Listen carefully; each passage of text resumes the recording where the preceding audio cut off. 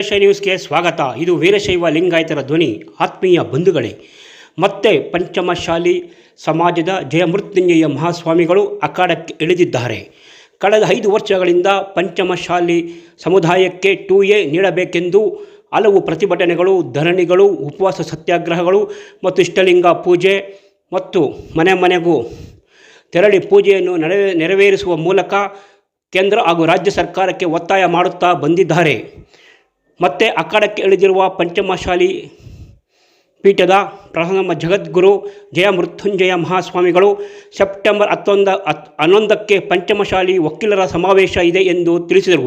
ಬೆಂಗಳೂರಿನಲ್ಲಿ ನಡೆದ ಮೀಸಲಾತಿಗಾಗಿ ಆಗ್ರಹಿಸಿ ಬೆಳಗಾವಿಯಲ್ಲಿ ಲಿಂಗಾಯತ ಪಂಚಮಶಾಲಿ ವಕೀಲರ ಬೃಹತ್ ಸಮಾವೇಶ ನಡೆಸಲು ರಾಜ್ಯ ಪಂಚಮಶಾಲಿ ವಕೀಲರ ಸಭೆಯಲ್ಲಿ ನಿರ್ಧರಿಸಲಾಗಿದೆ ಎಂದು ವೀರಶೈವ ನ್ಯೂಸ್ಗೆ ತಿಳಿಸಿದ್ದಾರೆ. ಪಂಚಮಶಾಲಿ ಸಮುದಾಯವನ್ನು 2Aಗೆ ಸೇರಿಸಲು ಮತ್ತು ಲಿಂಗಾಯತರನ್ನು OBCಗೆ ಸೇರಬೇಕೆಂದು ಸರ್ಕಾರವನ್ನು ಒತ್ತಾಯಿಸಲು ಶಾಸಕರ ಭವನ ಸಭಾಂಗಣದಲ್ಲಿ ಲಿಂಗಾಯತ ಪಂಚಮಶಾಲಿ ಜಗದ್ಗುರು ಜಯಮೃತ್ಯುಂಜಯ ಸ್ವಾಮೀಜಿಯವರ ನೇತೃತ್ವದಲ್ಲಿ ರಾಜ್ಯ ಪಂಚಮಶಾಲಿ ವಕೀಲರ ಸಭೆ ನಡೆಸಲಾಯಿತು. ಸಭೆಯಲ್ಲಿ ಹೋರಾಟದ ರೂಪುರೇಷೆಗಳ ಬಗ್ಗೆ ಸುದೀರ್ಘವಾಗಿ ಚರ್ಚಿಸಿ ಸಮಾವೇಶ ನಡೆಸಲು ತೀರ್ಮಾನಿಸಲಾಯಿತು.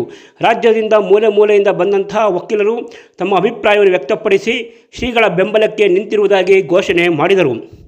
ಎಲ್ಲಿ ನೋಡಿದರೂ ಕಪ್ಪು ಬಟ್ಟೆ ಧರಿಸಿದ ವಕೀಲರುಗಳೇ ಕಾಣುತ್ತಿದ್ದರು. ವಕೀಲರ ಉತ್ಸಾಹ ಕಂಡು ನೋಡಿದರೆ ರಾಜ್ಯ ಸರ್ಕಾರದ ವಿರುದ್ಧ ಕೇಂದ್ರದ ಹಾಗೂ ವಿರುದ್ಧ ಕಾನೂನು ಮೊರೆ ಹೋಗಬಹುದು ಎಂಬ ಒಂದು ದೃಢ ಸಂಕಲ್ಪ ಈ ಒಂದು ಸಭೆಯಿಂದ ಗೋಚರಿಸಿತು.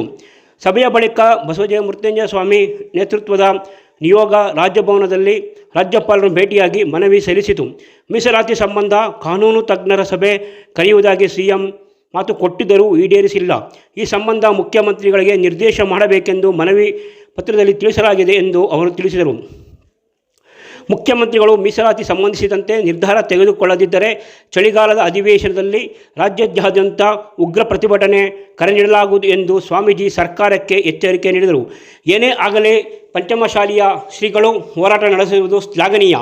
ಇದೇ ಅವರ ಹೋರಾಟಕ್ಕೆ ವೀರಶೈವ ಲಿಂಗಾಯತ ಎಲ್ಲ ಬಂಧುಗಳು ಸಹ ಅವರ ಬೆಂಬಲಕ್ಕೆ ನಿಂತು ಪಂಚಮಶಾಲಿಯಾಗಬಹುದು, ಲಿಂಗಾಯತರಾಗಬಹುದು ಅಥವಾ ಇನ್ನಿತರ ಯಾವುದೇ ಉಪಪಂಗಡಗಳಿಗಾಗಬಹುದು ಸರ್ಕಾರದಿಂದ 2A ಮೀಸಲಾತಿ ಕೊಡಿಸಲೇಬೇಕೆಂದು ಹೋರಾಟಕ್ಕೆ ಸಜ್ಜಾಗೋಣ.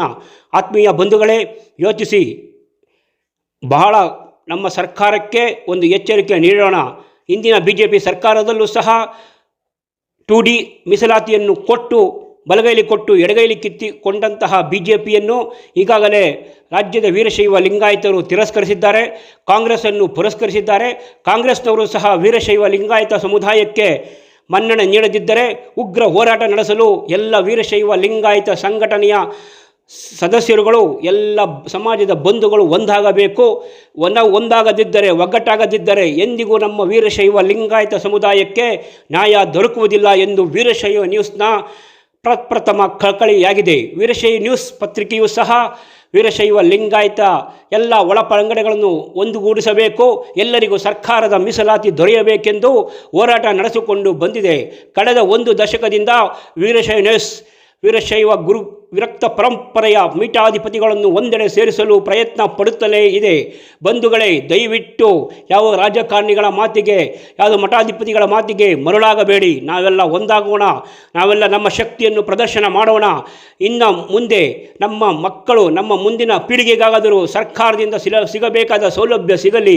ಬಂಧುಗಳೇ, ಯೋಚಿಸಿ, ಪಂಚಮಶಾಲಿಗಳು ಕರೆದಿರುವಂತಹ ಸಮಾವೇಶದಲ್ಲಿ ಭಾಗವಹಿಸೋಣ ಎಂದು ವೀರಶೈವ ನ್ಯೂಸ್ ಚಾನಲ್ ಮತ್ತು ಪತ್ರಿಕೆ ಆಶಯ ವ್ಯಕ್ತಪಡಿಸುತ್ತದೆ. ನಮಸ್ಕಾರ.